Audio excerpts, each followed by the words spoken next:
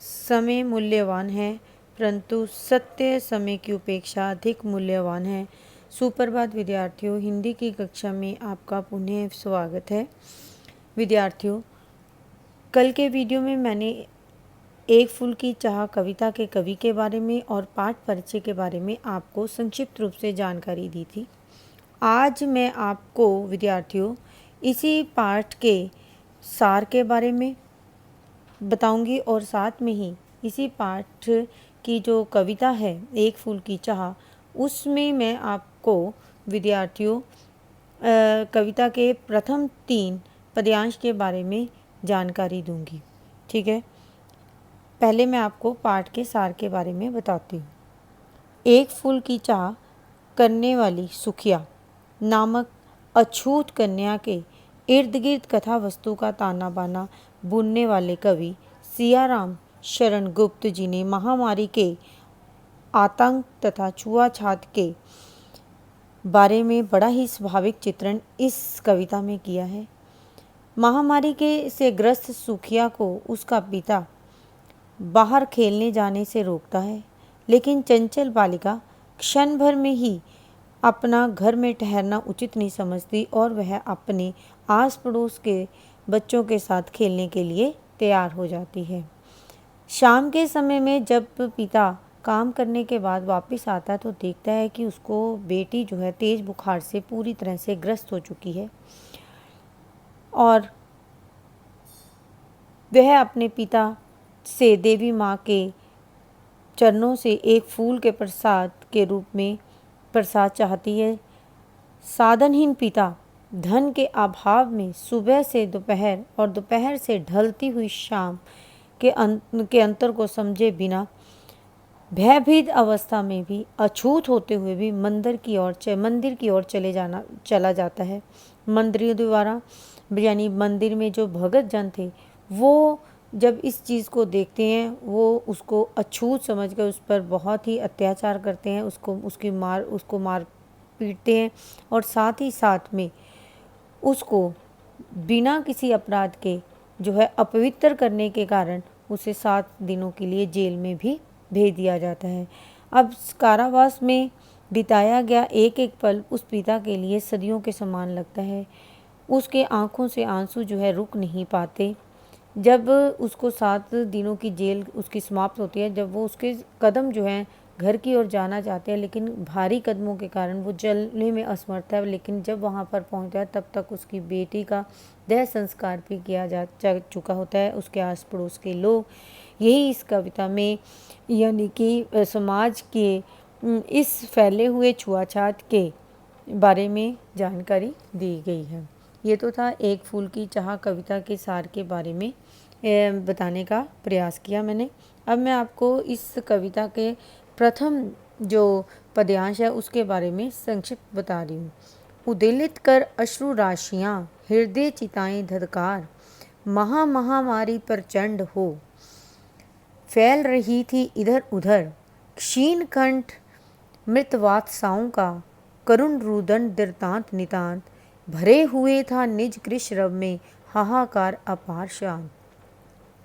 सबसे पहले देखिए मैंने रेखांकित भी किया हुआ है जो थोड़े से कठिन शब्द हैं। उद्वेलित यानी कि भाव व्याकुल हो जाना, अश्रु राशियाँ आँखों से आंसुओं की झड़ी का बहना, धधकार सुलगाकर, प्रचंड तीव्र, क्षणकंठ यानी कि गले का अवरुद्ध, करुण रुदन रोने के से दर्द भरी आवाज़, कृश बिल्कुल यानी कि कमज़ोर, नितांत का मतलब बिल्कुल और कृश का मतलब कमज़ोर, अशांत यानी कि वहविल हो जाना मतलब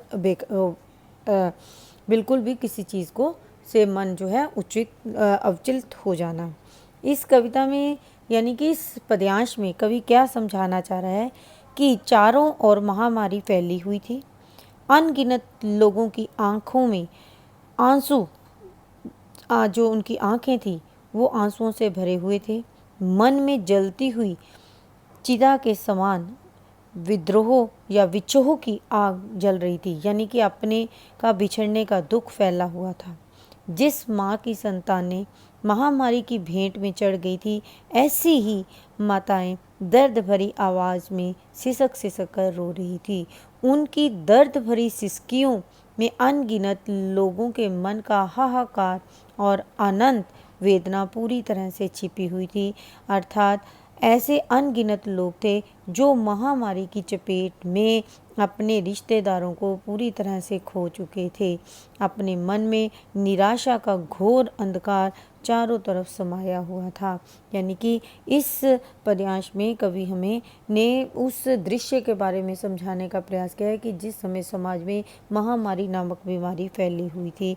यहाँ पर ये इसमें आसपास लोगों के जिनके रिश्तेदारों की मृत्यु हो चुकी थी, घर में सभी सारा वातावरण जो था आंसू में डूबा हुआ था, जिसका बहुत ही भीषण रूप से कवि ने चित्रण करने का प्रयास किया है। ठीक है।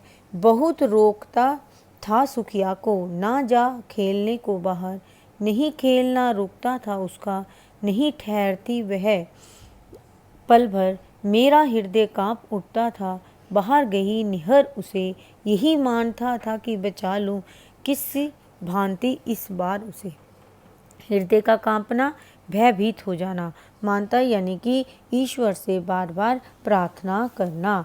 इसमें कवि जो है यह कह रहा है कि महामारी के विषय में जानकर सुखिया हर पिता अपने बच्चे को बाहर जाने से रोकता है। इसी प्रकार सुखिया के पिता भी उसे घर से बाहर ना खेलने के लिए बार बार रोकते थे, परंतु बच्ची थी, चंचल मन था, बालिका जो है एक पल के लिए भी रुकना नहीं चाहती थी।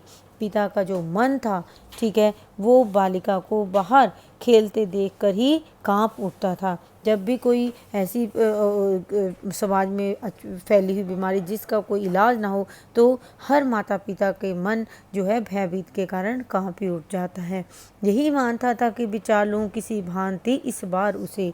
वो हर माता पिता की यही कोशिश होती है कि हम अपने बच्चों की रक्षा करें। इसी प्रकार उस पिता के मन में यही बार बार आता था कि मैं उसे इस महामारी की लपेट से बचाने की प्रार्थना वो बार बार ईश्वर से कर रहा था कि मैं किसी भी तरीके उस ईश्वर से ये कह दूं कि वो पूरी तरह से बच जाए। यानी हर माता पिता यही चाहता है कि हमारा बच्चा स्वस्थ रहे हैं। यही उसमें इस कविता में कवि ने समझाने का प्रयास किया, एक पिता के भावों को व्यक्त करने का प्रयास किए हैं। यो तृतीय पद्यांश है, भीतर जो डर रहा छिपाए, हाय वही बाहर आया, एक दिवस सुखिया के तनु को ताप तृप्त मैंने पाया, जबर में विचल हो बोली वह, क्या जानूं किस डर से डर, मुझको देवी के प्रसाद का एक फूल दो लाकर। यहाँ पर कवि यह समझाने का प्रयास कर रहे हैं कि जो डर उसके पिता के मन में था वही हुआ, अर्थात वही डर पूरी तरह से समाकर वही प्रत्यक्ष रूप से आया कि एक दिन उसने सुखिया के शरीर को बुखार से तपते हुए पाया। यानी इतना तेज बुखार था कि तनु मतलब शरीर, ताप तृप्त, जबर से यानी बुखार से जलते हुए, विह्वल मतलब पीड़ित। ठीक है। यानी कि जब बहुत तेज बुखार से उसने अपने पिता से आग्रह किया कि हे पिताजी, मुझे देवी के मंदिर में देवी के चरणों के प्रसाद के रूप में सिर्फ एक फूल लाकर ही दे दो, इससे ज़्यादा मैं और कुछ भी नहीं चाहती। यानी कि उसने यही प्रार्थना की अपने पिता से कि मैं इस समय मेरी यही अंतिम इच्छा है कि मैं चाहती हूँ कि आप जो है मुझे जो है देवी माँ के चरणों में से एक फूल लाकर दे दीजिए। ठीक है विद्यार्थियों, आज मैंने सिर्फ आपको एक फूल चाह कविता के सार के बारे में जानकारी दी और साथ ही मैंने आपको इस कविता के प्रथम 3 पद्यांशों की व्याख्या को समझाने का प्रयास किया है।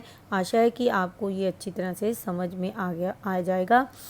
घर रहें, सुरक्षित रहें। धन्यवाद।